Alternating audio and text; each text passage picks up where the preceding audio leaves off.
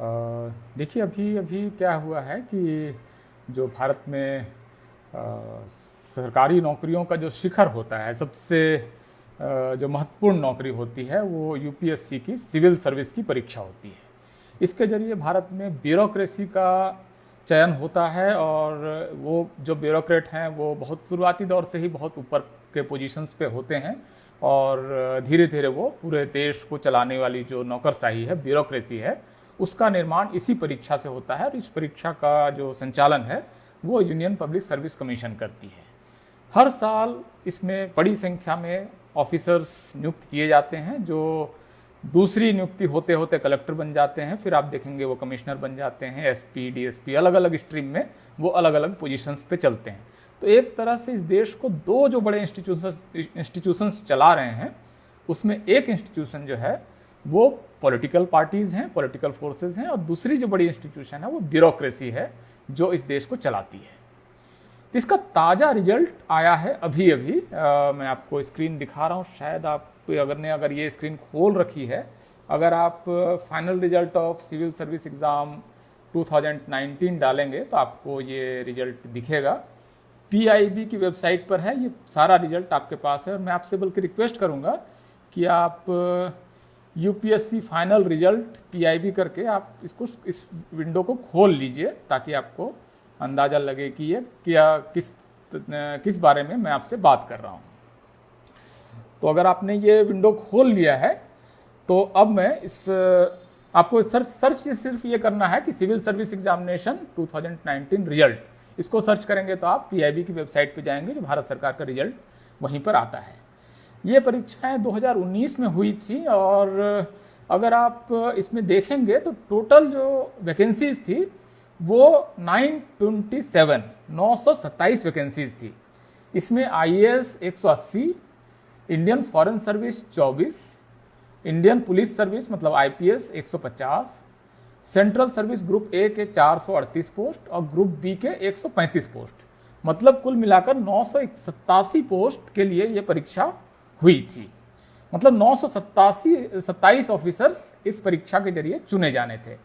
फिर से मैं बता रहा हूँ, आईएएस इसमें 180, Indian foreign service 24, Indian police service 150, central service group ए 438 और ग्रुप बी सर्विस 135, इतने ऑफिसर्स का इसमें टोटल सिलेक्शन होना था। अब इसमें से आपको मैं फिर से ये दिखाता हूँ। इसमें अगर आप देखेंगे, शायद आप देख पाएंगे इसमें, तो आप पाएंगे कि टोटल 397 पोस्ट जो हैं वो जनरल कैटेगरी के लिए हैं, मतलब ओपन पोस्ट हैं। इकोनॉमिकली वीकर सेक्शन जो इस बार से शुरू हुआ है 83 पोस्ट, ओबीसी के 251 पोस्ट, शेड्यूल्ड कास्ट के 129 पोस्ट और शेड्यूल्ड ट्राइब के 67 पोस्ट। ये टोटल इतनी नियुक्तियां इस साल होनी है। तो इतनी नियुक्तियां अगर होनी है तो इसके हिसाब से आप कह सकते हैं कि इतने का रिजल्ट आया होगा, 927 लोगों का रिजल्ट आया होगा। अब मैं आपको इनका रिजल्ट दिखाता हूँ। टोटल जो रिजल्ट है वो आप खोल कर देखिए, फाइनल रिजल्ट जो है। तो इसमें सबसे पहले नंबर पर जो टॉप पोजीशन है इस सिविल सर्विस में इस साल जो पास किया है वो प्रदीप सिंह है, फिर जतिन किशोर हैं, फिर प्रतिभा वर्मा है, फिर हिमांशु जैन है, फिर जयदेव सीएस हैं, फिर विशाखा यादव हैं। और इस तरह से करते करते अगर आप उसके रिजल्ट के छठे पेज पे जाएंगे तो आपको दिखेगा कि कुल मिलाकर 829 ऑफिसर्स का चयन हुआ है। सुनील कुमार लास्ट आखिरी कैंडिडेट जो हैं वो सुनील कुमार हैं। ये आप फिर से देख सकते हैं, मैंने आपके सामने ये विंडो फिर खोल रखा है। 829 टोटल और इसके बाद कंक्लूडेड लिखा हुआ है। इसका मतलब कि 829 अफसर्स की लिस्ट यूपीएससी ने जारी की है। Union public service commission, new Delhi 69, 4 अगस्त 2020 ये रिजल्ट आपका जारी हुआ है। अब आप कहेंगे कि अगर टोटल 927 अफसरों का सिलेक्शन होना है, विज्ञापन अगर 927 ऑफिसर्स का जारी किया गया है, तो ऐसी हालत में 927 ऑफिसर्स का टोटल सिलेक्शन होना है और आपका रिजल्ट आ रहा है 829 लोगों का। ये क्या है? मतलब अगर पता नहीं, शायद इसको आप रिवर्स में देख रहे होंगे, लेकिन जो भी, मतलब ये कुल मिलाकर आपको बहुत सारे ऑफिसर्स का गैप मिल रहा है कि 927 अफसरों की नियुक्ति होनी है और 829 का रिजल्ट देना है। ये आप अगर रिजल्ट देखेंगे, आप लोगों से मैंने रिक्वेस्ट किया था कि आप सरकारी साइट पर जाकर रिजल्ट खोल कर रखें इस बीच में, ताकि आपको इसकी सारी जानकारी बिल्कुल ऑथेंटिक तरीके से, मैं कोई जानकारी ऐसी नहीं दे रहा हूँ जो भारत सरकार की वेबसाइट पर अवेलेबल नहीं है। जैसे ये बता रहे हैं, जैसे मैं पढ़ रहा हूँ प्रेस रिलीज भारत सरकार की, based on the results of the written part of civil service examination 2090 held by the Union Public Service Commission in September 29 and the interviews for personality test following is the order of merit for IAS, IFS, IPS and Central Service Group A and B officers। अब इसका point 2 है, a total number of 829 candidates have been recommended for appointments as per following breakups। अब ये 829 लोगों की list उन्होंने जारी कर दी कि आप 829 अफसरों की नियुक्ति कर लीजिए। इसमें 304 अफसर जनरल कैटेगरी के हैं, ईडब्ल्यूएस के 78 अफसर हैं, ओबीसी के 251, शेड्यूल्ड कास्ट के 129 और एसटी के 67। मुझे उम्मीद है कि आप सारे लोगों ने भारत सरकार की वेबसाइट इस समय खोल रखी होगी, यूपीएससी या पीआईबी या कहीं पर भी भारत सरकार की वेबसाइट से मेरे ख्याल से आप इस समय रिजल्ट देख रहे होंगे। और मैं जो कह रहा हूँ वो ऑथेंटिक है, इसके बारे में आप देख सकते हैं, कोई भी इस टैग को खोल सकता है, खोल के देख सकता है। मतलब कुछ भी ऐसा मैं नहीं बोल रहा हूँ जो कि भारत सरकार नहीं बोल रही है। तो अगर 927 अफसरों की नियुक्ति होनी है और 829 का रिजल्ट दिया गया है, तो बाकी क्या हुआ, बाकी अफसरों की लिस्ट कहाँ है? मतलब ये टूल मिलाकर डेफिसिट जो है वो 927 में से आप घटा दीजिए 829, तो टोटल 927 में से 829 घटाएंगे तो 98 अफसर्स फिर कहाँ गए, ये कहाँ पर है?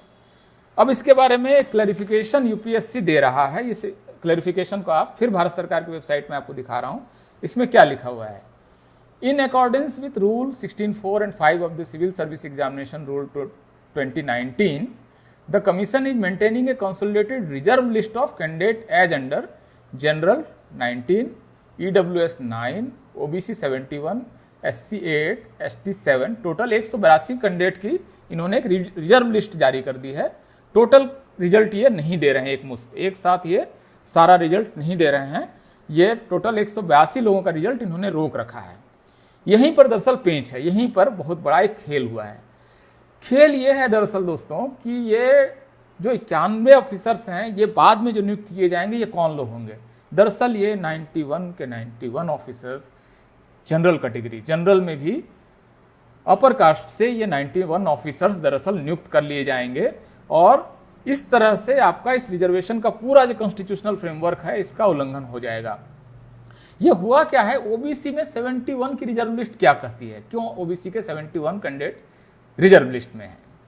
आर्य अभिषेक कह रहे हैं कि फिर से बता दो भाई। मैं पूरा करने के बाद एक बार संक्षेप में एक बार रैपअप फिर से दूंगा, तो जो लोग बीच में जुड़े हैं वो एक बार इसको फिर से सुन ले सकते हैं। मैं आपको ये डिटेलिंग अभी दे रहा हूं, जिन लोगों ने शुरू से देखा है और भारत सरकार की वेबसाइट वो खोल के बैठे हुए हैं, तो उनका समय मैं खराब नहीं करना चाहता हूं। दरअसल हुआ ये है कि ये जो कैंडिडेट हैं, ओबीसी के 71, शेड्यूल्ड कास्ट के 8 और सिविल ट्राइब के 3 और ईडब्ल्यूएस के 9, ये वो कैंडिडेट हैं जो जनरल मेरिट लिस्ट में आ गए हैं। अब चूंकि ये जनरल मेरिट लिस्ट में आ गए हैं और इनको बाहर रखना है, इनको अगर ऑलरेडी ये 91 कैंडिडेट को अगर ये कैंडिडेट को एडजस्ट कर लेते हैं जनरल मेरिट में, तो जनरल कैंडिडेट की संख्या दरअसल घट जाएगी और जो जनरल कैंडिडेट जो अनरिजर्व कैटेगरी है वो सिर्फ 40% रह जाएगी। तो मैं अगर सिविल सर्विस में टॉपर भी हूं तो भी मुझे ये ओबीसी कैटेगरी में प्लेस करना चाहते हैं।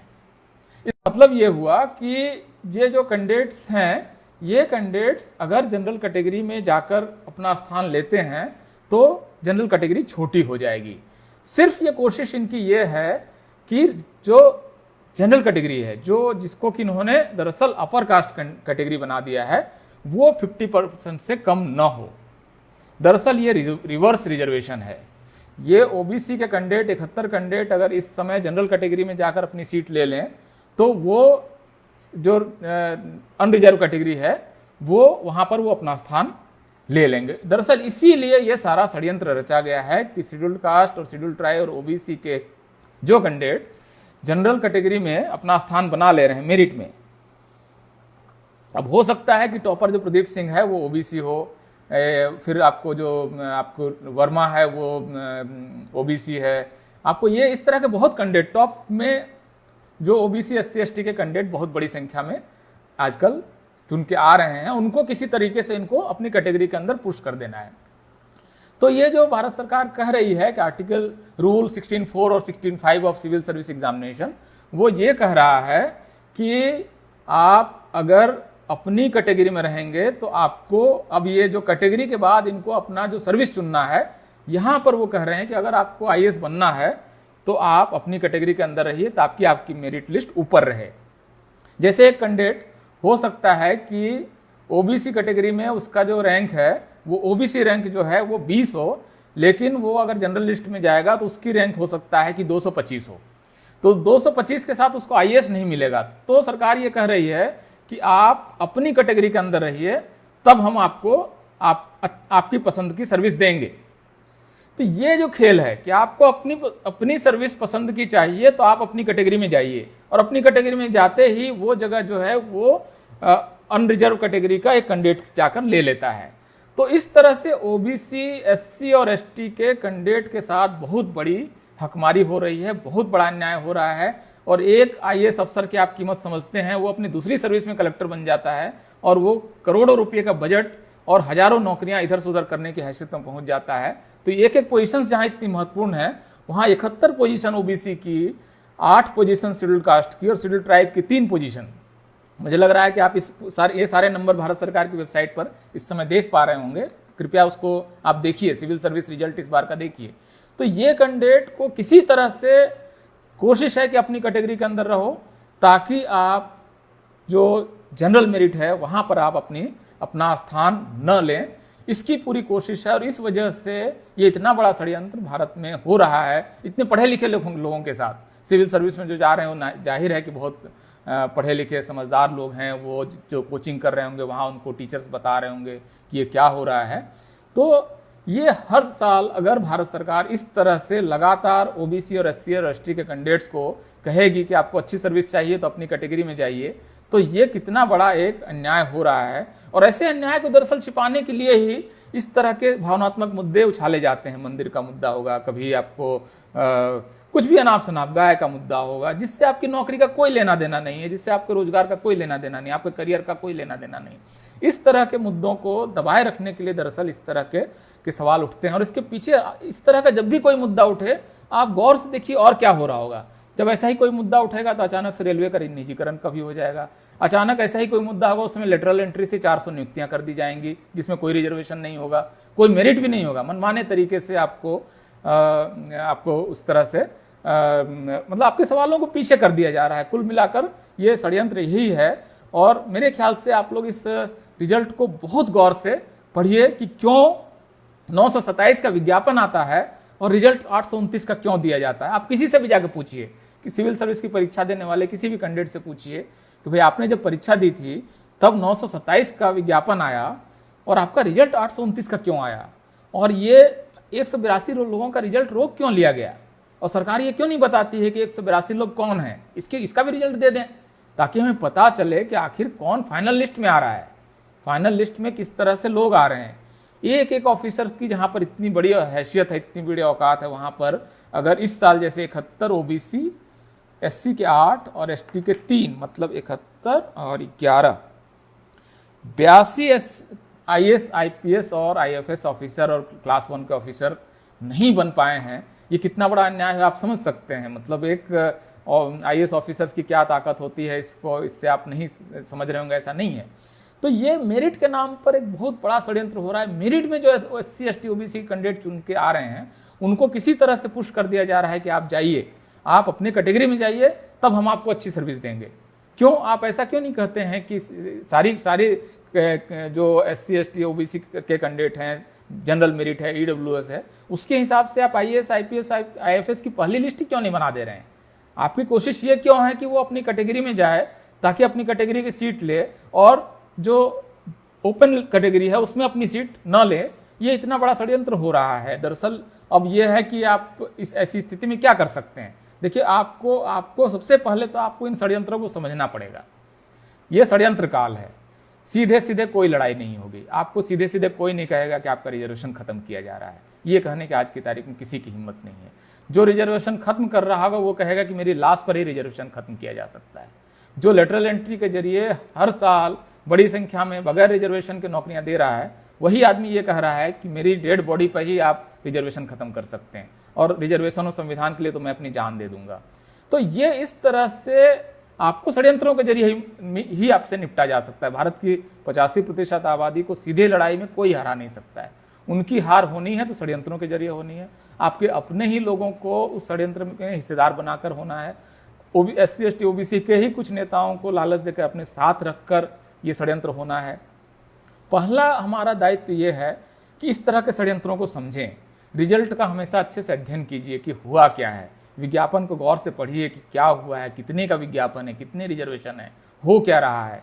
इस चीज को बहुत अच्छे से समझने के बाद ही आपको समझ में आएगा कि क्यों विज्ञापन 927 का आता है, क्यों रिजल्ट 829 का होता है, क्यों एक रिजर्व लिस्ट बना दी जाती है कि बाद में इसके बारे में फैसला होगा, और बाद में क्या फैसला होता है इसकी कभी घोषणा नहीं होती है। ये चुपके से होता है। ये जो आपको 182 लोगों की लिस्ट है, जिसमें से 91 जनरल, EWS 9, OBC 71, SC 8 और ST 3 है, इसका अगर आप रिजल्ट इस समय RTI से मांगने जाएं कि इनका रिजल्ट दीजिए, तो आपको RTI का तो 15 दिन के अंदर में आपका नतीजा आ जाएगा। आप RTI डाल के देखिए, UPSC में डालिए और DOPT में डालिए कि भाई हम ये जो आप जिनके रिजल्ट नहीं दे रहे हैं उसके आप हमको उसके बारे में उनका ब्यौरा दीजिए, उनका नाम बताइए, तो आपको ये ब्यौरा कतई नहीं दिया जाएगा। इसको हमेशा कॉन्फिडेंशियल रखा जाएगा।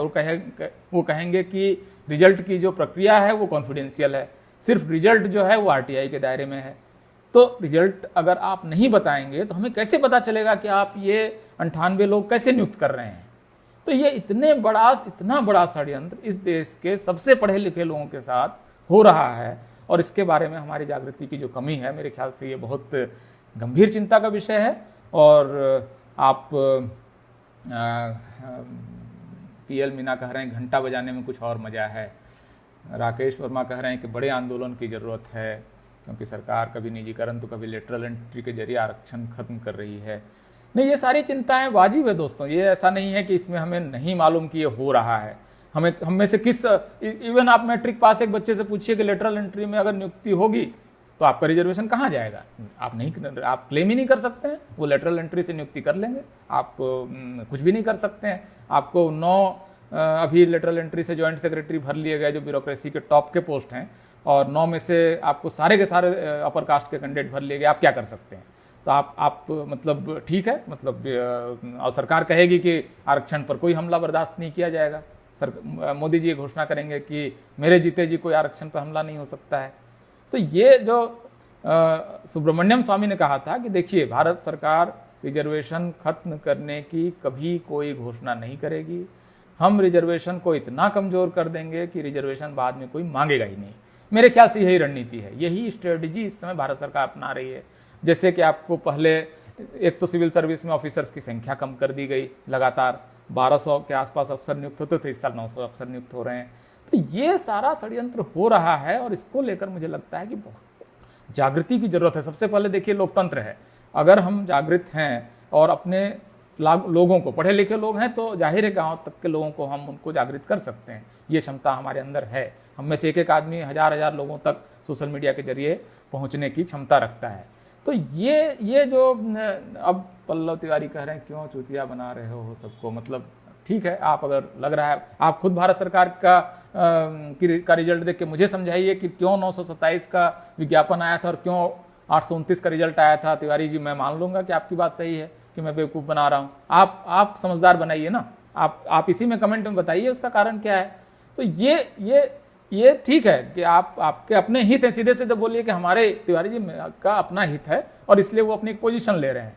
जैसे बाबा साहब ने कहा था कि भाई आप अपने सामुदायिक हितों से गाइड होते हैं, तो जिन समुदाय का हित आरक्षण को कमजोर करने में है, उनका वो अगर आरक्षण को कमजोर कर रहे हैं तो फिर कोई दिक्कत नहीं है, आप ठीक है। लेकिन आपकी पोजीशन कोई न्याय की पोजीशन नहीं है।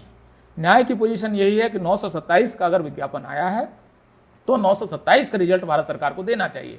829 का रिजल्ट भारत सरकार क्यों दे रही है, इसी प्रश्न को सबसे पहले पूछा जाना चाहिए। और इसको लेकर देखिए, अगर आप बात करेंगे तो ये मत कहिए कि नेता क्यों नहीं बोल रहा है।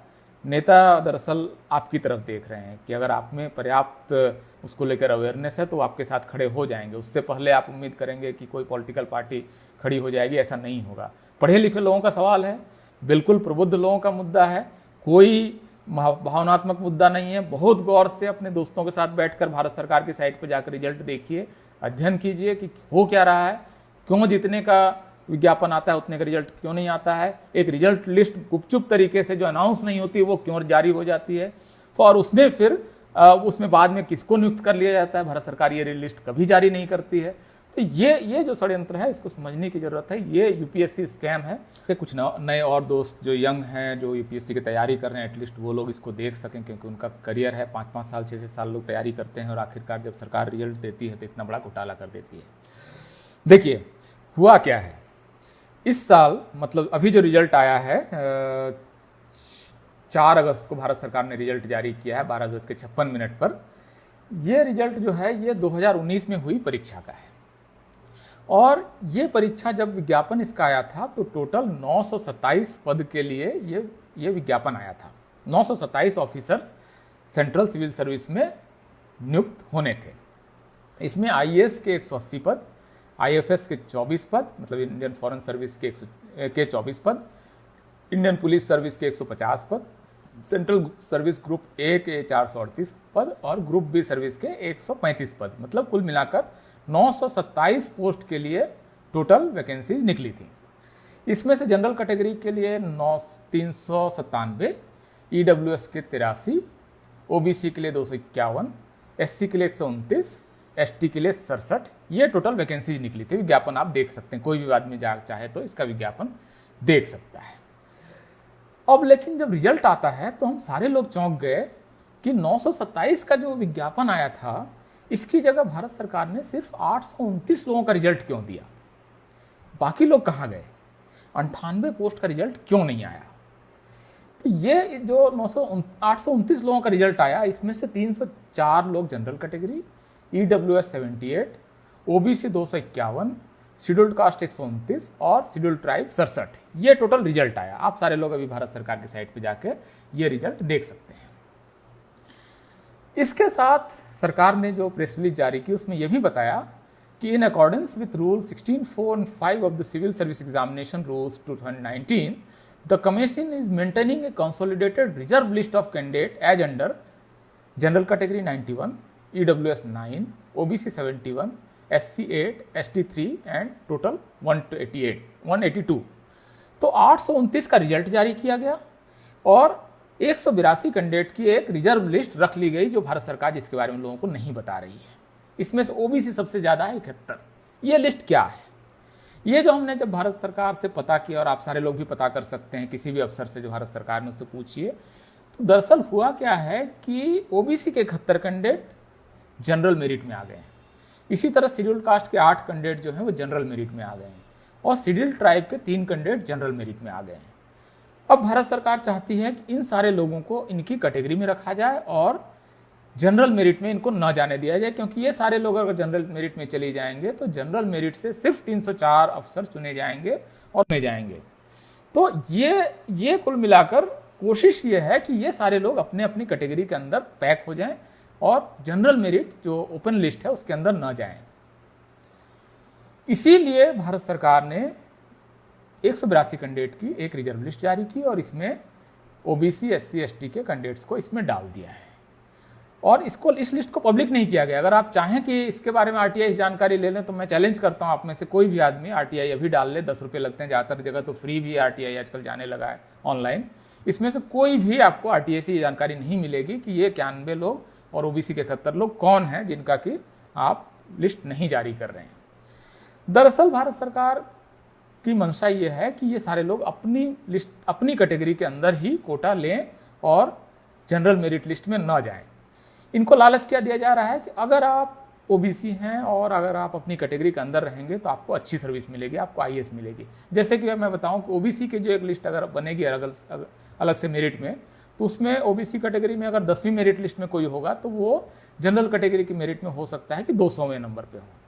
अब उसको कहा जाएगा कि अगर आप ओबीसी मेरिट लिस्ट को क्लेम करोगे तो आप आईएएस बन जाओगे, लेकिन अगर आप जनरल मेरिट लिस्ट में रह जाओगे तो हो सकता है कि आपको IAS, IPS, IIFS नहीं मिलेगा। तो ये जो षड्यंत्र है, इसके जरिए कोशिश ये हो रही है कि OBC, SC, ST के लोग अपनी कैटेगरी के अंदर फिक्स हो जाएं और वो जनरल मेरिट को में क्लेम न करें। इसका मतलब ये हुआ कि जनरल मेरिट में 50% लोगों को रिजर्वेशन दे दिया गया है अपर कास्ट को। उसके अंदर SC, ST, OBC के कोई आदमी एंटर नहीं कर सकता है, क्योंकि उनको कहा जाएगा अगर आप यहां एंटर करेंगे तो आपको आपकी पसंद की सर्विस नहीं मिलेगी। और इस तरह से सरकार ने कुल मिलाकर SC, ST, OBC के 82 ऑफिसर्स को इस साल IAS बनने से, IPS बनने से और IFS बनने से रोक दिया है। 82 अफसर बहुत बड़ी संख्या होती है। एक कलेक्टर आप समझ सकते हैं, जो एक आदमी 5 साल में कलेक्टर बन जाता है।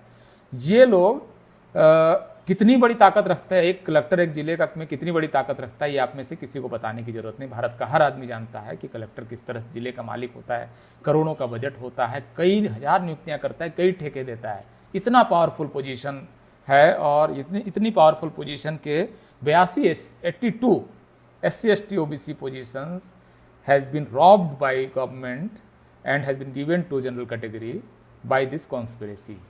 I am saying this conspiracy because this is a big scam and that is happening with some or other rules which should be challenged in the court. I don't know whether that will be challenged or not and how the court will respond. But still, आप अगर इसको आप देखें तो मतलब ये अगर ऐसा मामला है जिस पर कम से कम बात होनी चाहिए। और अगर संविधान में रिजर्वेशन का प्रावधान है तो आपको उसको लागू करना चाहिए, क्योंकि भारत सरकार का हर अधिकारी जो है, हर मंत्री और भारत सरकार का प्रधानमंत्री जो है, उसने संविधान की शपथ ली है।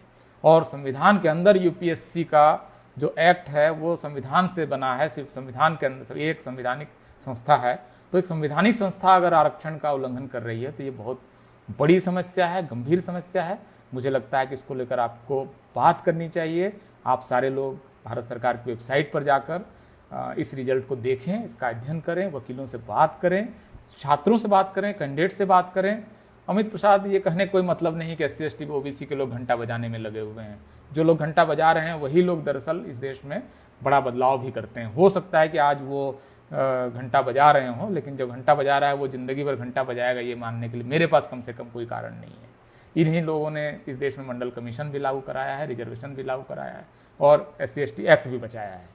तो घंटा ठीक है बजा रहे हैं, लेकिन घंटा हमेशा बजाते रहेंगे ऐसा भी नहीं है, मतलब कि वो घंटा बजाने के लिए पैदा नहीं हुए हैं। तो अपने हक और अधिकार के लिए और नौकरी का जब मामला आएगा तो निश्चित रूप से कई तरह के हमले हो रहे हैं। आप सही कह रहे हैं प्रवीण कुशवाहा जी, आपकी टिप्पणी भी देख रहा हूँ। राजीव मिश्रा इस तरह के गाली गलौज आपके संस्कार बता रहे हैं। आपने क्या ट्रेनिंग ली है संस्कृत में पता नहीं। आरक्षण विरोधी सरकार, आशीष कुमार यादव। देखिए इस बीच में लेटरल एंट्री के जरिए OBC में क्रीमी लेयर की जो नियम है उसको बदल के सारे नौकरी पेशा OBC के लोगों के बच्चों को आरक्षण से बाहर करने का षड्यंत्र है।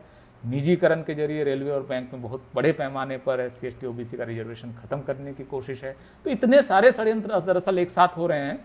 ये कुल मिलाकर और हमें यहाँ फंसा दिया गया कि बस आप बचा लो, जो है आप आगे के लिए तो मांग करना इसमें भूल ही जाओ, आप बचा लो, बस जो दिया गया उसको हम लगातार कभी इधर मारेंगे कभी उधर मारेंगे। मतलब इतनी जगह से दर्द उठेगा कि आपको पता भी नहीं चलेगा कि कहाँ पर आपको ऑइंटमेंट और मलहम लगाना है। तो ये इतने तरफ से ये षड्यंत्र हो रहा है। मुझे मालूम है इसके बावजूद कि आप प्रबुद्ध लोग हैं, समझदार लोग हैं और आप समझते हैं कि ये पावर जो है वो ब्यूरोक्रेसी की क्या है। तो इस बारे में निश्चित रूप से हम लोगों को बात करनी चाहिए। पॉलिटिशियंस को चिट्ठी लिखें, ये रिजल्ट का जो भारत सरकार की वेबसाइट से इस रिजल्ट को निकाल कर इसको भेजें लोगों को। और इस बारे में आप में जागृति निश्चित रूप से है, तभी आपने 1000 से ज़्यादा लोग एक समय इस वीडियो को देख रहे हैं। तो जाहिर है कई लाख लोग फाइनली इस वीडियो को देखेंगे।